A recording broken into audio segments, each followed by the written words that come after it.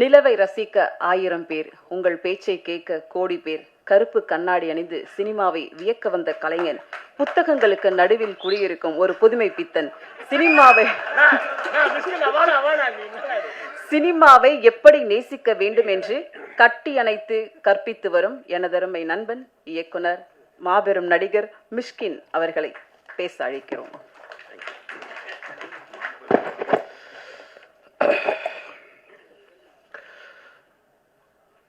ரொம்ப ஐரணியான மேடையாக பார்க்குறேன். வெற்றிமாறனையும் அமீரன் தவிர இங்கே எல்லாருமே குடிகாரர்கள். அதுவும் ஜான் விஜய் இப்போ தான் என்ட்ரி கொடுத்தான். அந்த படம் பார்த்துட்டு என்ன சொன்னால் இன்ட்ரோவில், அண்ணன் படம் முடிச்சுட்டு எங்கன்னா போகலாம் அப்படின்னு கேட்டேன்.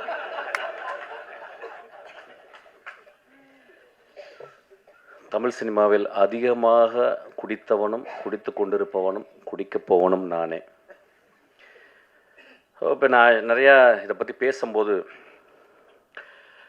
ஒரு ஐடியா ஒன்று வருது. எப்படின்னா இந்த படம் ஒரு அடிக்ஷனை பற்றி படம் அப்படின்னு சொல்லிட்டு. இப்போ எனக்கு அப்படி ஒரு இன்டர்பிரேஷனாக நான் அப்படி பார்க்கல. ஏன்னா தினகரை நான் இந்த படம் பார்க்கும்போது ஒரு ஒன் ஆஃப் த ஃபைனஸ்ட் ரைட்டராக நான் பார்த்துருக்கேன். So any finest writer will not talk loudly. மேலே ஒன்று இருக்கும், ஆனால் கீழே சப்டெக்ஸ்டில் ஒரு கதை சொல்லுவான். இந்த ஒட்டுமொத்த படமும் ஒரு சப்டெக்ஸாக தான் நான் பார்க்குறேன். குடி மனிதம் தோன்றலேருந்து குடியிருக்கு. இப்போ ஃபென்னி அப்படின்னா அங்கே விளைந்த கோவாவில் போர்த்துகீஸ் அவங்க கொடுத்த அந்த விதையிலிருந்து ஒரு பலரசத்தை எடுத்து அதை போதை ஆக்கி குடிக்கிறோம். தமிழ்நாட்டில் ஆதியில் இருந்துச்சு. அதாவது எனக்கு அதை பற்றி ஃபுல்லாக தெரியும். ஆக்சுவலாக அவங்க சாராயமே எனக்கு காய்ச்சல் அளவுக்கு எனக்கு டெக்னாலஜி தெரியும். எனக்கு ஆக்சுவலாக நான் சினிமாவோட அதை கண்டுபிடிச்சிருக்கேன். எப்படின்னு கண்டுபிடிச்சிருக்கேன். அது மது உழப்பு வந்தால் பிறகு நம்ம கவலைப்படாது, நான் காய்ச்சிருவேன், கவலைப்படாது. ஒவ்வொரு நாட்டுக்கும் போகும்போதும் அந்த நாட்டில் அந்த குடி இருந்து கொண்டே இருக்கிறது. அப்போ குடி அப்படின்னும் போது சமூகம் எப்படி பார்க்குறதுன்னா ஒரு காரி துப்புனை எச்சல் போல தான் ஒரு குடியை பார்க்குறது. மது ஒரு காலத்தில் ஒரு பெரிய சேக்ரட், ஒரு கம்யூனல் பார்ட்டிசிபேஷன். ட்ரைபல், எல்லா ட்ரைபலும் இப்போ நீங்கள் இப்போ இங்கே இருக்க 6 ட்ரைபல்ஸ் இருக்காங்க. நம்ம இதில் தோடாஸ் இருக்காங்க, குறும்பாஸ் இருக்காங்க. அந்த குறும்பாவிலே 2 இருக்குது. கிட்டத்தட்ட ஒரு 5-6 பேர் இருக்காங்க. 5-6 பேருக்கும் அவங்களுக்கு இண்டிஜினஸாக அவங்க கிரியேட் பண்ண மது இருக்குது. ஆனால் அந்த மதுவை எப்போ குடிக்கிறாங்க அப்படின்னா, ஒரு வருடத்துக்கு 4 நாட்கள் 5 நாட்கள் அவங்களுடைய கடவுள் வழிபாடு. அப்போ அந்த வழிபாட்டுக்கு படைக்கிறது மாமிசத்தை படைத்து மதுவையும் படைத்து மதுவை குடித்து மாமிசம் சாப்பிட்டு விட்டு அன்று முழுதும் ஆடி களைத்து விட்டு அதை மறந்து விட்டு திரும்பி காட்டுக்குள்ளே வேட்டையாட போகிறாங்க. நாகரிகம் வளர்ந்த பிறகு அதை நம்ம அதை சொசைட்டலாக நம்ம கன்வெர்ட் பண்ணிக்கிறோம். ரோமானியர்கள் அவ்வளவு குடியிலே இருந்ததாங்க. முகலாய நம்ம ஹிஸ்ட்ரி ஆஃப் முகல் எம்பையர்ஸை பார்க்கும்போது சில பேர் ரொம்ப ரொம்ப ஸ்ட்ரிக்டாக அப்ஸ்டேனாக அவுரங்கசீப் மாதிரி இருந்தாங்க. சில பேர் இன்டெல்ஜ் பண்ணாங்க. ஸோ உலகம் ஃபுல்லாக பிரிட்டிஷர்ஸு. நீங்கள் வைன் செல்லாரை பார்த்தீங்கன்னா, பிரிட்டனில் போய் பார்த்தீங்கன்னா, ஒரு வீட்டில் அவனுக்கு கோடி ரூபாய் பேங்க்கில் இருக்கோ இல்லையோ, கோடி ரூபாய்க்கு ஒர்த்தான வைனை அவன் செல்லரில் வைக்கிறான். சில நேரங்களில் அவன் காசு இல்லாத போது அந்த வைனை கொடுத்து எனக்கு காசு கொடுன்னு சொல்லி வாங்கிக்கிறான். ஸோ ஒரு இன்வெஸ்ட்மெண்ட்டாகவே அந்த வைனை ஆக்கிக்கிறான். ஒரு ஸ்காட்லாண்டு முழுதும் விஸ்கி இருக்குது. ஸ்காட்லாண்டு முழுதும் நான் போகும்போதும் தேடி தேடி தேடி டெலவேர் எல்லா இடத்துலையும் போகும்போதும் அங்கே ஒரு விதமாக மது இல்லாத இடமே இல்லை. மனிதனுக்கு மது தேவைப்படுது சில நேரங்களில். ஆனால் நான் ஆரம்பிக்கும்போது இந்த படத்தை பற்றி பேசுறதுக்கு இப்படி தான் ஆரம்பிக்கணும்னு இப்போ நினைக்கிறேன். நானும் மதுவை விரும்பி நேசித்து குடிப்பவன். ஆனால் ஒரு நாள் கூட அந்த மது என்னையை கண்ட்ரோல் பண்ணதில்லை. அந்த மதுவை குடிக்கும் பொழுது ஒரு என்னைய பொறுத்தல நான் அசிஸ்டன்ட் டைரக்டர் வந்து எப்படின்னா சாராய கடைக்கு போகும்போது அசிஸ்டன்ட் டைரக்டர் இருக்கும்போது ஒரு குவார்ட்டர் வாங்குற காசு இருக்கும், மோஸ்ட்லி ஓல்டு மங்கு, 2 டாட்டாஸ் கொசுவத்தியோடு உள்ளே போவேன். ஏன்னா பேச ஆரம்பிச்சபோது சினிமா பேச ஆரம்பிச்சிடும். சிவாஜியை பேசுவோம், பாலச்சந்தர் பேசுவோம், பாரதிராஜாவை பேசுவோம், இளையராஜாவை பாடுவோம். ஸோ எங்களுக்கு பெரிய கான்ஃப்ளிக்ட் யாருன்னு கேட்டால் அந்த கொசுத்தல் தான். ஸோ எங்கள் பக்கத்தில் 2 கொசுவத்தி எரியும், ஒரே ஒரு குவார்ட்டர் ஓப்பன் பண்ணி அடிக்க ஆரம்பிப்போம், பேச ஆரம்பிப்போம். அப்புறம் நான் பாட ஆரம்பிப்பேன். எங்கேருந்தோ ஒரு குவார்ட்டர் வந்துடும் எனக்கு, நான் பாட ஆரம்பித்தேன். மாதிரி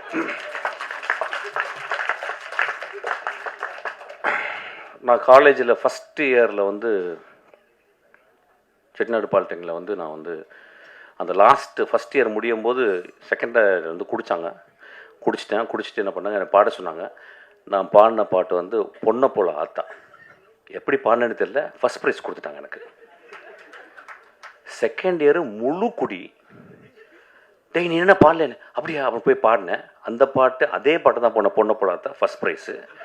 தேர்ட் இயரும் அதே பாட்டு ஃபுல் குடி, ஃபஸ்ட் ப்ரைஸு. ரொம்ப ரொம்ப ரொம்ப கேர்ஃபுல்லாக இங்கே இருக்கணும். எப்படின்னா என்னுடைய குடி இருக்கும் பொழுதும் எனக்கு எப்பயும் வாழ்க்கை சந்தோஷமாகவும் ஹோப்பாகவும் இருந்து கொண்டே இருந்தது.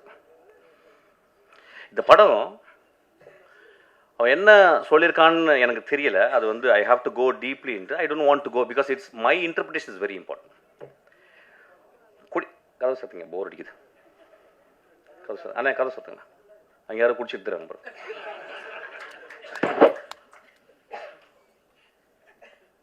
குடி நோயாகுதுன்னு சொல்கிறாங்கல்ல, அந்த நோயாகிறதுக்கு காரணம் என்னன்னு பார்க்கணும். இந்த குடியில் நோயாகும் மனிதர்களை நீங்கள் 99 விழுக்காடு one of the greatest human பீங்ஸாக இருக்காங்க. பார்த்துருக்கீங்களா? ஃப்ரான்சிஸ் கிருபா இதே மாதிரியில் உட்காந்துருக்கும் போது ஃப்ரான்சிஸ் கிருபா ராம் பேசிக்கிருக்கான், நான் உட்காந்துருக்கேன். ஃப்ரான்சிஸ் கிருபா இங்கே வந்து உட்காந்து அவன் பேசுகிறான், நான் தான் திட்டி வெளியே அனுப்புனேன். நான் வெளியே போன பிறகு என்னடா மகனே இப்படி பண்ணுறடா அப்படின்னு. எவ்வளோ பெரிய கவிஞன்டா. இன்னைக்கு என்னுடைய நண்பன் சங்கர் சுப்பிரமணியம் மிகப்பெரிய எழுத்தாளன், பெரிய கவிஞன். அவன் எழுதின ஒரே நாவலை, ஐ திங்க் கனியே ஏதோ ஒரு நாவலை படிச்சுக்கிருக்கான். எப்படி படிச்சுக்கிருக்கான்னா விழுந்து விழுந்து படிச்சுக்கிருக்காரு சங்கர். கன்னி என்ற ஒவ்வொருவரும் வந்து சங்கர் சொல்லியிருக்கான். அப்போ அந்த மனிதன் அவ்வளவு நுட்பமாக தமிழ்நாட்டில் ஒரு மிகச்சிறந்த எழுத்தாளன், சீக்கிரம் சூரியன் மாதிரி வந்து மறைஞ்சிட்டு போயிட்டான். அப்போ ஏன் அடிக்ஷனுக்குள்ளே போனான் அப்படிங்கும்போது ரொம்ப ரொம்ப நுட்பமாக கவனிக்கணும். நம்ம வீட்டில் இருந்து ஒரு கிலோமீட்டருக்குள்ள, ஒரு 1/2 கிலோமீட்டருக்குள்ள நம்ம நண்பர்கள் சில பேர் வந்து போகிறதுக்கு காரணம் இந்த சமூகம் கொடுக்கும் அழுத்தம். இந்த படம் பார்க்குறது ரொம்ப கேர்ஃபுல்லான விஷயம் உண்டு. என்னுடைய மகனை, எனக்கு மகன் இருந்தால், என்னுடைய நண்பன் இருந்தால் நான் எப்படி பார்த்துக்கணும்னு ரொம்ப முக்கியம். ஒருத்தன் ஒரு குடிக்குள்ள போயிட்டு அவன் வந்து அடிக்ட் ஆகிறான் அப்படின்றது. ஏன்னா எல்லாமே அடிக்ஷன் தான். ஃபோன் அடிக்ஷன், இப்போ நம்ம வந்து வெற்றி சொன்ன மாதிரி வந்து கேட்ஜெட் அடிக்ஷன், இன்ஸ்டாகிராம் அடிக்ஷனு. இப்போ நம்ம இன்ஸ்டாகிராமில் பார்க்குறோம், ரொம்ப ஆச்சரியமாக நான் ஃபேமிலி பார்க்குறேன். எல்லா பொண்ணுங்களும் டான்ஸ் ஆடுறாங்க. என்னன்னு புரியல தமிழ்நாட்டில், இந்தியா ஃபுல்லாக எனக்கு புரியல. எனக்கு என்ன எல்லாருமே விழுன்றாங்க. அப்புறம் என்னமோ செக்ஸியாக முதல்லாம் கடிக்கிறாங்க. எனக்கு புரியவே இல்லை. இதோட அடிக்ஷன் உலகத்தில் இருக்க முடியும்? எனக்கு புரியல. ஒரு அழகான பெண், என் மகள், யாரோ அழகு லட்சணமாக இருக்கா. அவள் வந்து ஒரு கேவலமான ஓத்தாங்கம்மா ஒரு பாட்டு இருக்கும். அந்த பாட்டை பார்த்துக்கிட்டு அவள் உதரெல்லாம் கடிச்சிக்கிட்டு அப்படின்னு சொல்கிறாள். நண்பர்களை இதை விட மோசமான அடிக்ஷன் இந்த சமூகத்தில் இருக்கான்னு கேட்குறேன். அடிக்ஷன் எங்கே இல்லை? இந்த வரப்போது இந்த ஐபிஎல் வரப்போகுது, நம்மளாம் அடிக்ஷன் இல்லையா? சினிமா விட்டு அப்படியே நேராக போய் வாயை திறந்து பார்த்துட்டே இருப்போம். டோனி ரிட்டையரே ஆக போகிறது கிடையாது. டெண்டுல்கர் தொப்பையோடு வந்து ஆடுவார். நம்ம அடிக்ஷன் இல்லையா? இந்தியா பாகிஸ்தானை எத்தனை வாட்டி தோற்றுருக்கோம், ஜெயிச்சிருக்கோம். நாளைக்கு இந்தியா பாகிஸ்தானை நாங்கள் திறந்து பார்ப்போம் அப்படின்னு பார்க்க போகிறோம். Are we not addicted? சினிமாவை முதல் ஷோ போய் பார்க்குறது அடிக்ஷன் கிடையாதா? ரசிகர் மன்றவங்க பெரிய பெரிய கார்போர்டை வச்சு அதில் பால் ஊற்றுறது அடிக்ஷன் கிடையாதா? எது அடிக்ஷன் இல்லை? எனக்கு கல்யாணம்னா எனக்கு பட்டு புடவை இல்லைன்னா கல்யாணமே இல்லைன்னு சொல்லி ஒரு பொம்பளை சொன்னால் அதுவும் அடிக்ஷன் தான். when we are so obsessed with something, it is called addiction. நம்ம அடிக்ஷன் நம்ம எப்படி ரொம்ப ரொம்ப அப்படி பார்க்கணும், ரொம்ப கேர்ஃபுல்லாக பார்க்கணும். இது ஒரு நல்ல ஒரு ஆப்பர்ச்சுனிட்டி தான் பார்க்குறேன். அவனுக்கு ரொம்ப ஐ ஷுட் தேங்க் யூ. அந்த படத்தில் அப்படி இந்த நோயின்னு சொல்கிறாங்களா, அந்த அடிக்ஷன் ஆகி நோய் ஆன பிறகு அவங்க திரும்பி வர்றதுக்கு வாய்ப்பு இல்லைங்கும்போது, நிஜ வாழ்க்கையில் நிறைய பேர் அடிக்ஷன் ஆகி அந்த இடத்துக்கு போகும்போது அது ஒரு point of no return. There is a point. I don't call it as a disease. I may even call it as a noble disease. நான் பார்த்துருக்கேன், ஒரு குடிகாரன் ரொம்ப ரேரஸ்ட் தான். அவன் வந்து யாராவது போய் பொறுக்கி பசங்க குடிச்சிட்டு அடிப்பாங்க. ஆனால் ஒரு வீட்டில் 2 குழந்தைகள், பெண் குழந்தைகள் இருந்து, ஒரு அழகான பெண் இருந்து, அம்மா இருந்து, அவன் குடிச்சிட்டு போய் வீட்டில் கிடக்கிறான். நான் நிறைய பேர் பார்த்துருக்கேன். என்னுடைய மனைவியினுடைய தந்தையார் அவர் அப்படியே அமைதியாக ஈவினிங் வந்து அப்படியே மெதுவாக குடிக்க ஆரம்பிச்சு கத்த ஆரம்பிப்பார். அப்படியே அப்புறம் தூங்கிடுவார். அந்த ஈவினிங் முடியலை. நான் பார்த்தேன், என்னடா அது நல்லா தானே இருக்காரு, காலையில் நல்லா தான் இருக்காரு, மாப்பிள்ளைலாம் பேசுகிறாரு, நைட்டான அவங்க குடிச்சிடுங்க. ஆனால் எந்த வச்சுக்க மாட்டேன். நான் அவர் ஒரு பெரிய குடிக்கூடாதுல்ல, நான் செஞ்சிருவேங்கனால கொஞ்சம் அவர் பயந்து அப்படி அட்ஜஸ்ட் பண்ணிடல. அப்போ நான் பார்க்குறேன், இந்த சமூகத்தில் யார் குடிக்காரன் இல்லை. நான் அதான் தான் சொல்கிறேன், நான் பெரிய குடிக்காரன். ஆனால் எனக்கு பெரிய ஹோப் இருக்கு. எனக்கு மிகப்பெரிய போதை அதை விட இருக்கு. அது சினிமா. மிகப்பெரிய போதை எனக்கு அது இருக்கு. அது வந்து குரசவா. மிகப்பெரிய போதை இருக்கு. ஒருத்தன் இருக்கான் பாரு, இளையராஜான்னு ஒருத்தன். பிடிச்சிட்டா அதுதான் சைட் டிஷ். எனக்குலாம் போட்டு சைட் டிஷ் அதான். மனிதர்களை அதிகமாக குடிகாரன் ஆக்குனது அவர் தானே வச்சுங்களேன். ஏன்னா இனிஷியேஷன் அங்கே தான் நடக்கும் ஆக்சுவலி. இல்லை நான் சொல்கிறேன், once in while I just go out actually. ஏன்னா ரொம்ப சீரியஸாக பேச முடியாது. ஏன்னா திடீர்னு ரஞ்சித் படப்படன்னு பேசிட்டே இருந்தான். என்ன அப்படி பேசுகிறான், சீரியஸாக பேசுகிறான்னு அப்படி I cannot talk that. So பரவாயில்ல, சின்ன கான்ட்ரவர்சி வரட்டேன், அப்புறம் இன்ட்ரெஸ்டிங்காக இருக்கணும்ல ஏதாவது. அப்போ so we have to think very sincerely. இந்த படம் வந்து எல்லாருமே பார்க்கும்போது உடனே ஒரு கட்டம் கட்டியோ அவன் தான் பயந்துக்கிட்டே இருக்கான் வீட்டில் புளிச்ச கரைச்சி 24ஆம் தேதி எல்லாம் குடிகார கதை பண்ண நினச்சிக்கிறேன். ஏங்க ஒரு எக்ஸ்ட்ராடனரி ரைட்டர் நான் சொல்லிட்டேன். அவன் எக்ஸ்ட்ராடனரி ரைட்டர் என்ன பண்ணுறான், தான் முதல் படம் எடுக்கும்போது அவன் தேர்ந்தெடுக்கிறான் என்ன கதை பண்ணலான்னு. எப்படியாவது ஒரு குத்துப்பாட்டு வச்சு ஒப்பேத்திடலாம், ஒரு பெரிய தலைக்கு வந்து கதை சொல்லி எதாவது பண்ணிடலாம், ஏதோ ஒன்று சொல்லி பண்ணிடலாம், இப்படிலாம். அவன் தன் சமூகத்தையும் தான் வாழ்ந்த இடத்தையும் அவன் சேகரித்த அந்த ஆர்ட் மூலியமா உத்துப்பாக்க தெரிஞ்ச எல்லா விஷயங்களையும் கம்பைல் பண்ணிட்டு யோசிக்கிறான். அவனுக்கு வந்திருக்கும், ஏன் ஒரு மனிதன் குடியால் பாதிக்கப்பட்ட ஒரு மனிதனே நான் புரோட்டாகனிஸ்டாக, நான் ஒரு கதாநாயகன் நான் ஏன் சொல்ல வேண்டும் அப்படின்னா, இந்த பாயிண்ட் ஆஃப் நோ ரிட்டனுக்கு போன மனிதர்கள் இருக்காங்க பாருங்க. இப்போ பாருங்க, அந்த நான் சொன்ன அந்த பிரான்சிஸ் கிருபா, அவன் அந்த பாயிண்ட் ஆஃப் நோ ரிட்டன் போய் வர முடியல. 99 விழுக்காடு அந்த இடத்துக்கு போன பிறகு அவங்களாம் வர முடியல. ஸோ ஒரு குடிகாரர்கள் ஆகுவதற்கு மிகப்பெரிய காரணம் ஒன்றும் இல்லை. கனடா நாட்டில் ஃபர்ஸ்ட் நேஷன்ஸு அங்கே இருந்த மனிதர்கள், அமெரிக்கா நாட்டினுடைய அங்கே இருந்த செவ்விந்தியர்களை நம்ம போயிட்டு கொன்று இழுத்து அவங்கள ரோட்டில் விட்டுட்டு குடியை வாங்கி கொடுத்தோம். அவன் நிலத்தில் மரங்களோடையும் பறவைகளோடையும் நிலத்துலையும் வாழ்ந்த மனிதனை அவன் நிலத்தை பறிச்சுக்கிட்டு, எப்படி வெள்ளைக்காரன் வந்து நம்ம நிலத்தை பறிச்சான் பாருங்க, பறிச்சுட்டு அவனுக்கு குடியை வாங்கி கொடுத்தோம்.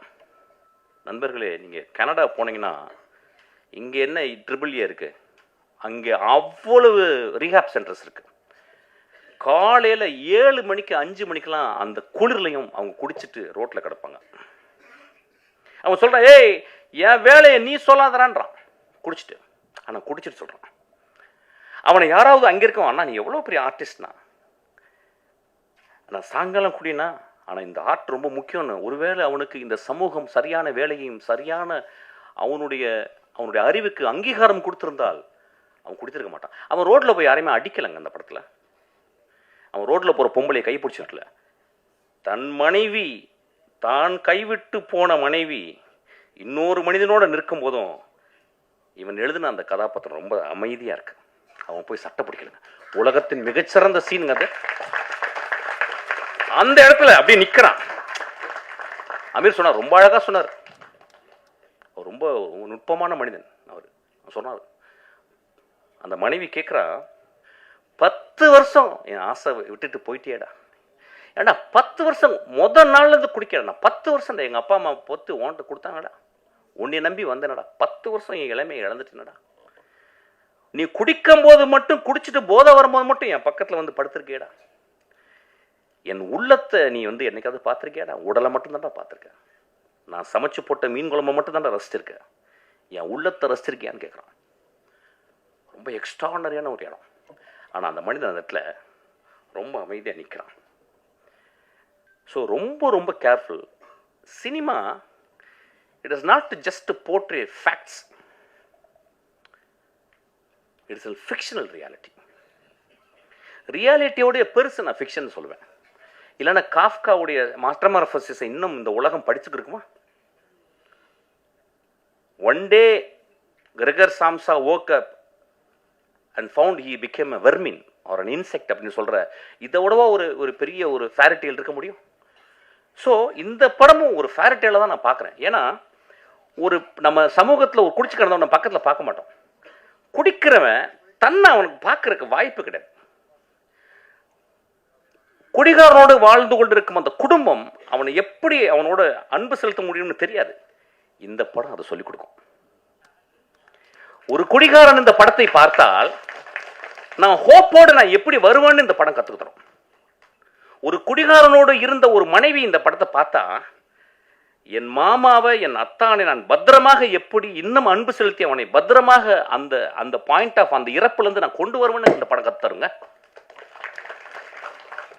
குடிகாரனுக்கு பிறந்த 2 குழந்தைகள் இந்த படத்தை பார்த்தா ஐயோ என் அப்பா எவ்வளவு நோபலான ஆளு, எங்க அப்பா குடிச்சிட்டு மிச்ச காசை எனக்கு வந்து தின்பண்டங்கள் வாங்கிட்டு வரானே அப்படின்னு சொல்லலாம். ஐயா, மனிதர்களை நம்ம உடனடியாக எடை போட்டுறோம். ஏன்னா நம்ம எப்பயுமே பாக்கெட்டில் ஒரு தராசு வச்சுருக்கோம்.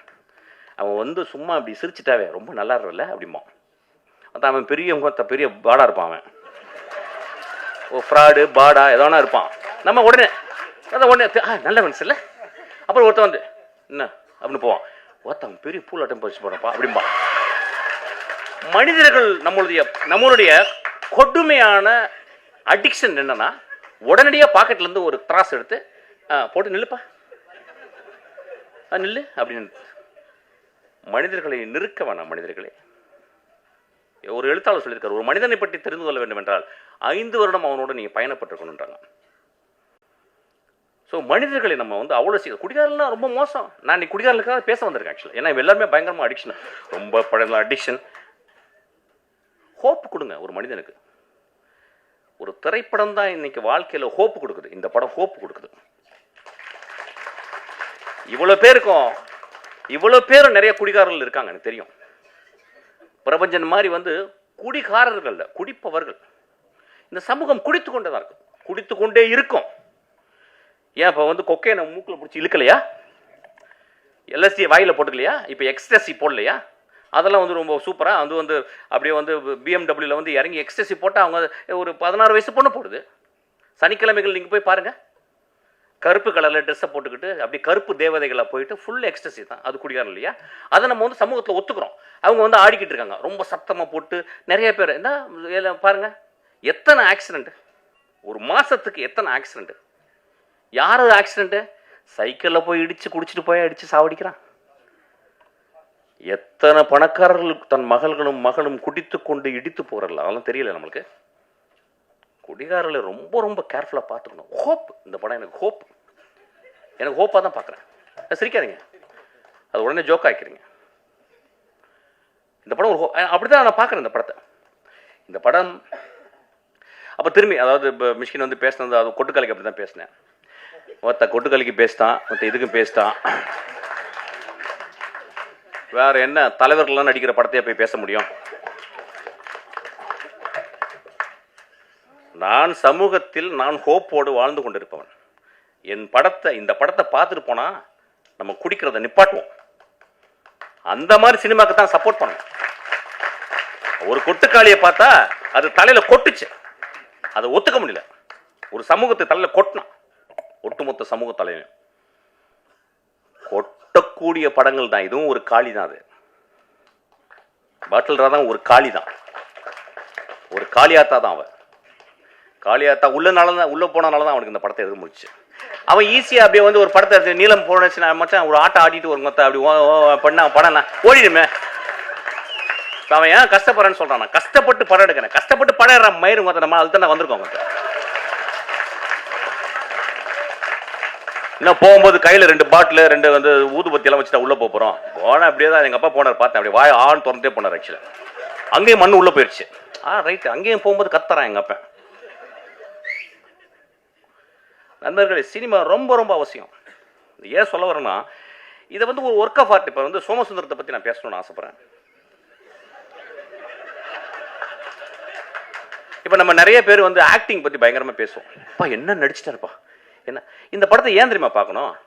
ஒரு ஒர்க் ஆஃப் ஆர்ட்டை நீங்கள் பார்க்கணும். எப்படி ஒரு நடிகன், சோமசுந்தரம் பற்றி எனக்கு தெரியும், ரொம்ப மிதமான மனிதர்.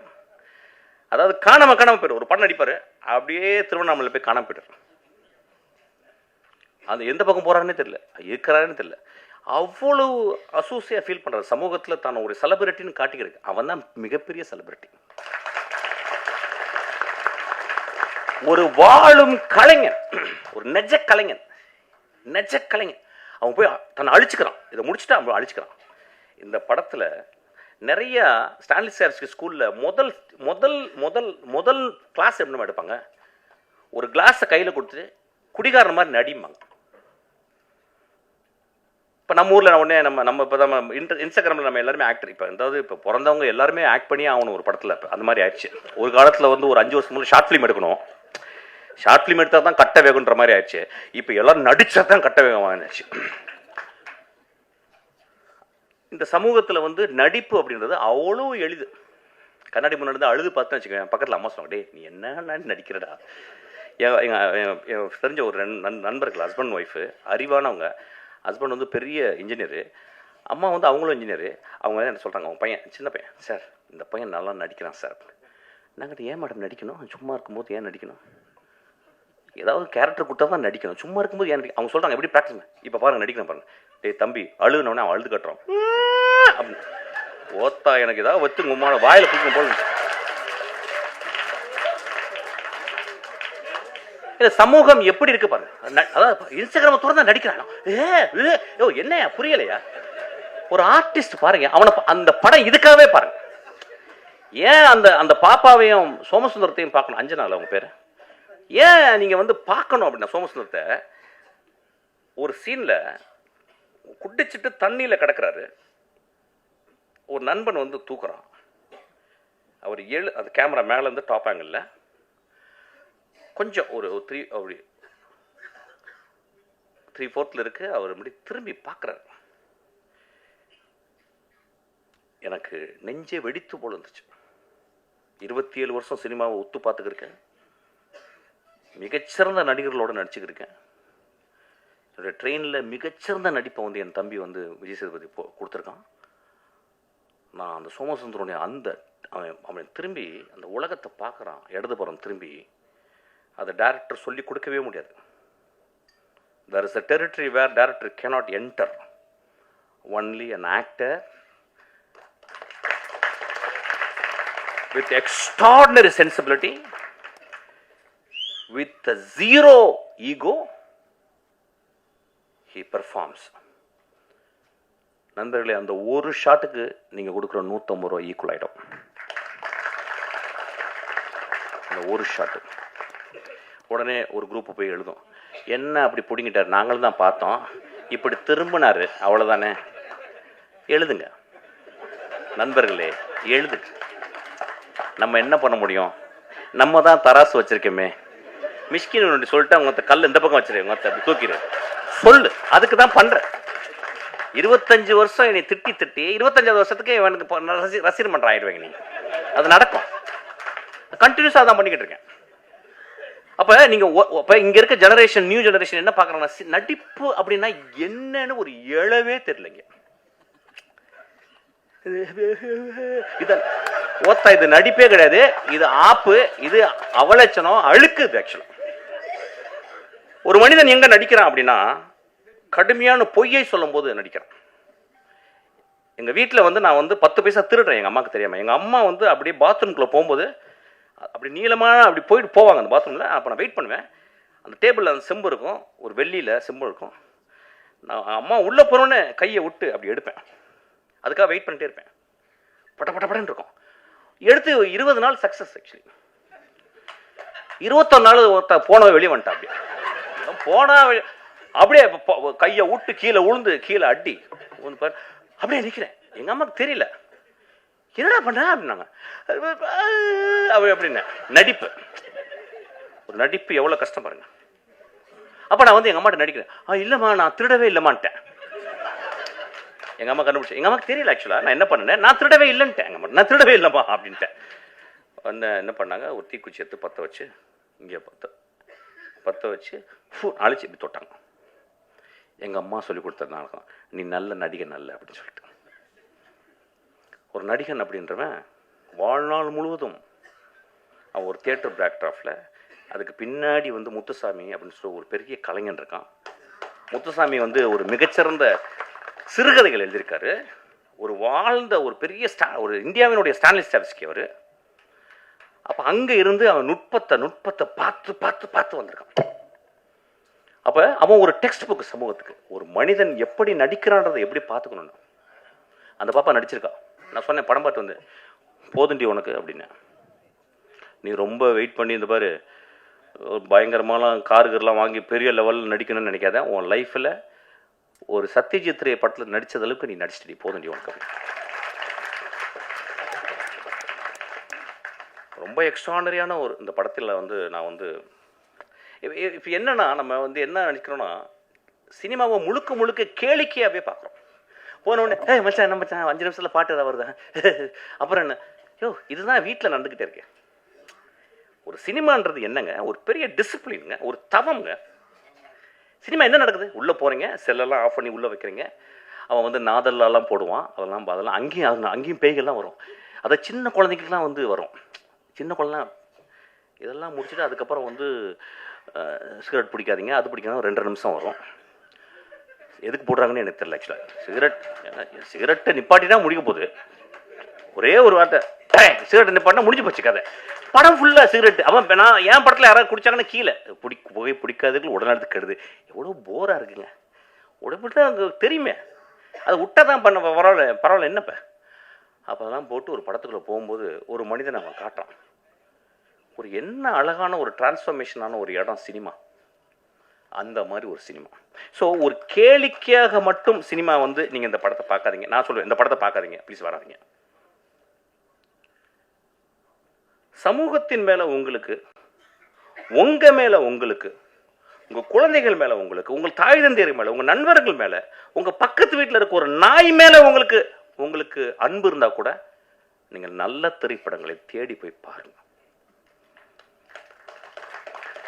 கேளிக்கை படங்களை பார்க்கணும், வேடிக்கை படங்களை பார்க்கணும். அது ஒரு ஆர்ட் ஃபார்ம். ஒரு எப்படி சொல்றது, ஒரு sub art form. This is a great art form. இந்த கிரேட் ஆர்ட் ஃபார்ம் அவன் எடுத்திருக்கான். இந்த படத்தில் வந்து அந்த பாரி டே எந்திரிச்சுன்றான் அவன் நடிச்சிருக்கான். எனக்கு அவன் வந்து ஜமாலாம் நடித்தான், படம் பார்க்கல. ஜமான்னாங்க. என்னடா மொத்த ஜமான்னு விட்டுட்டேன். என் தம்பி வந்து கேட்டான், என்னடா ஜமா பார்க்கல. டே சரி ஜமா பார்க்கல, விட்றா, என்னடா பார்த்துக்கலாம்டா விட்றா. அவன் வந்து அப்பப்போ வருவான், வந்து ஒரு 2 தடவை ட்ரிங்க்ஸ் போட்டிருக்கான் என் கூட இப்படி நடுவில். இந்த படத்தில் அவன் வந்து ஒரு அடிக்டட், அதாவது எப்படின்னா அடிக்டட்னா தி அடிக்டட், அதாவது வந்து உலகத்தின் உச்சத்துக்கு ஒரு அடிக்ஷன் போவாங்கள்ல, அந்த கேரக்டர். அந்த கேரக்டர் நான் பார்த்துட்டு, அவன் வந்து உடல் மொழி டைரக்டர் வாங்கியிருக்கான், முக பாவனைகள் எல்லாமே அவன் வெளியிட்டிருக்கான். எவ்ரி இன்ஸ்ட்ரக்ஷன்ஸ், அதாவது அந்த ஒரு கேரக்டரை பார்க்கறதுக்கு நீங்கள் 4 வாட்டி இந்த படத்தை பார்க்கலாம். ஒரு ஹோப்பே இல்லாத ஒரு கடைசியில் வந்துட்டு போகிற ஒரு character. What a beautifully etched, what a beautifully written character, what a beautifully directed character. Beautiful director, very proud of you. ஆனால் கொஞ்சம் தாடி எடு, ஆக்சுவலாக போர் அடிக்குது. அன்னைக்கு தாடி எடுக்க சொன்னேன் ஆக்சுவலாக. அது ஒரு படி பெரிய டேரக்டர் மாதிரி இப்படி தடவிட்டு எட்ரா அழகாக தானே இருக்கு மூஞ்சி, உட்காரடே. சச் அ ஃபென்டாபுலஸ் எக்ஸ்பீரியன்ஸ் இந்த படத்தை நான் பார்த்தது. இப்போ இந்த படத்தை பார்க்கும்போது நான் அப்படிதான் சொல்லேன், எப்பயுமே ஒரு மேடையில் வந்து பேசும்போது இந்த படம் நல்லா இருந்துச்சு, இந்த படத்தை ஒரு வரை பார்த்தீங்கன்னா நல்லா இருக்கு அப்படின்னு போனேன்னு வச்சுங்களேன், அதுக்கு நான் அங்கேயாவது போய் பாத்ரூமில் போய் எங்கேயாவது வலிக்கு விழுந்திருக்கலாம் ஆக்சுவலாக. So I really want to tell something. It's a beautiful movie. எனக்கு என்னென்னா 2025களில் இந்த வர்ற நெக்ஸ்ட் ஜெனரேஷன் ரொம்ப நுட்பமாக தெரிஞ்சிருச்சு. ஏன்னா அந்த 75-80 வருடம் சினிமாவை பார்த்து புளிச்சு போன புளி ஏப்பம் தெரியும் சொல்லுவாங்க, புளிச்ச ஏப்பன்னு சொல்லுவாங்கல்ல, அந்த புளிச்ச ஏப்பம் தான் எல்லாமே. இப்போ நானும் வெற்றிமாறன் நமீர்லாம் மிரண்டுக்கிட்டு இருக்கோம் என்ன பண்ணுறது அப்படின்னு. ஆனால் பண்ணிக்கிட்டே இருக்கோம். ஏன்னா எங்களுக்கு வந்து ரைட்டர்ஸ் ஹெல்ப் பண்ணிக்கிட்டே இருக்காங்க, எங்களுடைய ஆத்தர்ஸ் எங்களுக்கு வந்து எப்பயுமே ஹோப் கொடுத்துட்டே இருக்காங்க.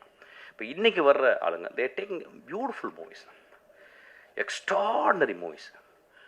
இந்த படம் தமிழ் சினிமாவில் வந்து இந்த படத்தை போய் நீங்கள் போயிட்டு நீங்கள் வந்து தரசு எடுத்துகிட்டு போயிட்டு இந்த ஃபஸ்ட் ரீல் நல்லா இருந்துச்சு, செகண்ட் ரீல் நல்லா இருந்துச்சு, தேர்ட் ரீல். அந்த படத்தில் வந்து அந்த ரீஹாப் சென்டரில் நடக்கிற அவுட்ஸ்டாண்டிங் காமெடி நீங்கள் இது தமிழ் சினிமாவில் பார்த்துருக்க மாட்டீங்க. அந்த மனிதர் எங்கே அவர் யார் எங்கள் பேர் சார் இருந்திருக்கீங்க சார், ரொம்ப பியூட்டிஃபுல். உங்களை தான் சார் மாறன், என்ன பெர்ஃபார்மன்ஸ், என்ன பெர்ஃபார்மன்ஸ். ஒரு பெரிய கிளாப் கொடுங்க.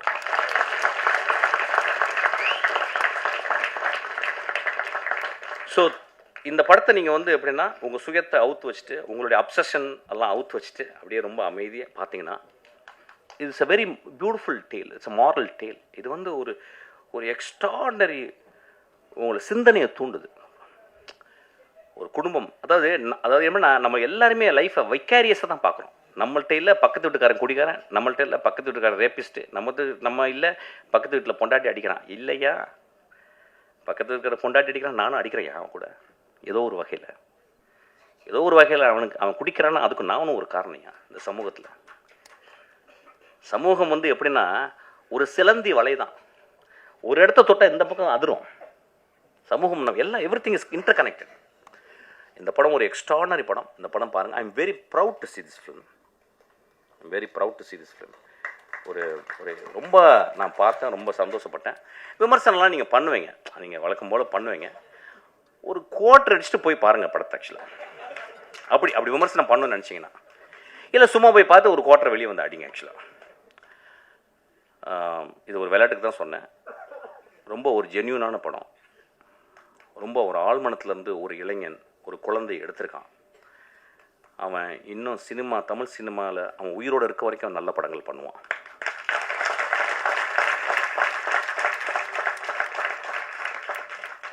ரொம்ப நாளைக்கு அப்புறம்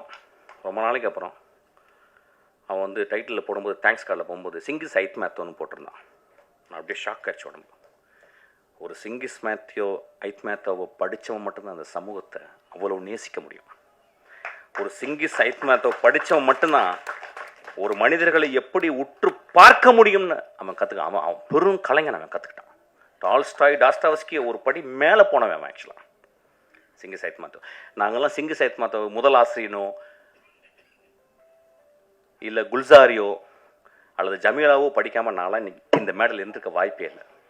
ஸோ அவனை அந்த பார்த்தவொடனே எனக்கு அவ்வளோ சந்தோஷம். எனக்கு ரொம்ப ப்ரௌடாக ஃபீல் பண்ணேன். நல்ல படங்கள் நீ பண்ண போகிற ஃபுல்லாக. அதுக்கு நீலம் அவன் ரொம்ப எக்ஸ்ட்ராடினரியாக ஒர்க் பண்ணியிருக்கான். Thank you so much. What a beautiful evening. Thank you so much.